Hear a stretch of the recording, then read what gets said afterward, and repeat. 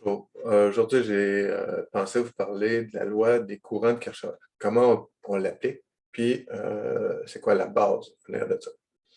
Qu'est-ce que nous dit la loi des courants de Kirchhoff? C'est que peu importe la surface où l'on a choisi, la somme des courants entrants va être égale à la somme des courants sortants.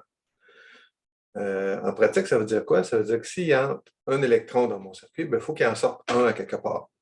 Okay? Peu importe la surface que je vais prendre, s'il rentre un électron dedans, il faut qu'il en sorte un ailleurs. Donc, la somme, ce qui est important à retenir, c'est que la somme des courants entrants doit être égale à la somme des courants sortants. Ici, je me suis mis un petit réseau de 3 résistances avec 3 tensions différentes et 3 courants différents. Puis, ce que je veux savoir, c'est quelle va être la tension sur ce nœud-là. OK? Donc, ici, j'ai le courant I1, I2, I3. Ici, évidemment, je n'ai pas de courant qui sort. Je veux juste savoir la tension à ce point-là. Donc, il n'y a pas de courant qui va sortir là, sur VO. Il n'y a rien de connecté, dans le fond.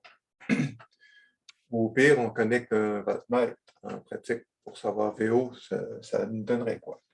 Donc, ici, on a notre surface ou le nœud.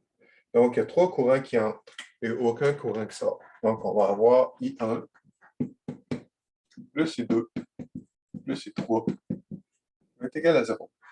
Est-ce que j'aurais pu mettre mes courants dans l'autre sens, sortant du nœud? Oui, j'aurais pu. OK? Est-ce que j'aurais pu faire un mix de certains qui entrent, certains qui sortent? Oui. Est-ce que j'aurais arrivé au même résultat? Oui. Okay. Donc, pour trouver c'est quoi I1, je vous invite à regarder la vidéo que j'ai faite sur la loi d'Ohm. Ça s'appelle loi d'Ohm 101, qui va vous expliquer exactement en détail comment on trouve ces courants-là. Donc, si mon courant est dans ce sens-là, la tension VR1, ça va être V1 moins VO. Donc, si IA, ça va être V1 moins VO sur R1.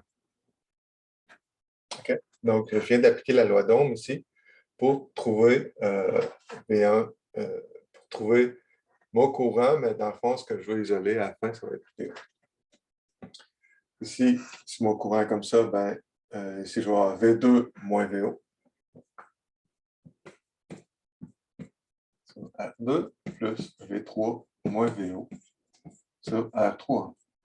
Donc, je vais envoyer tous mes VO de l'autre côté. Je vais avoir V1 sur R1 plus V2 sur R2 plus V3 sur R3 va être égal à VO facteur de 1 sur R1 plus 1 sur R2 plus 1 sur R3. Bon, rendu ici, là, dans le fond, mon problème électronique est résolu. Donc, il reste juste à mettre les chiffres dedans. Le reste, c'est des mathématiques. Cool.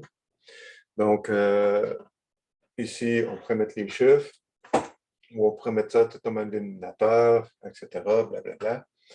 Mais le point que je veux vous amener ici, c'est que si R1 est égal à R2 est égal à R3, puis je l'appelle R, pour simplifier l'affaire.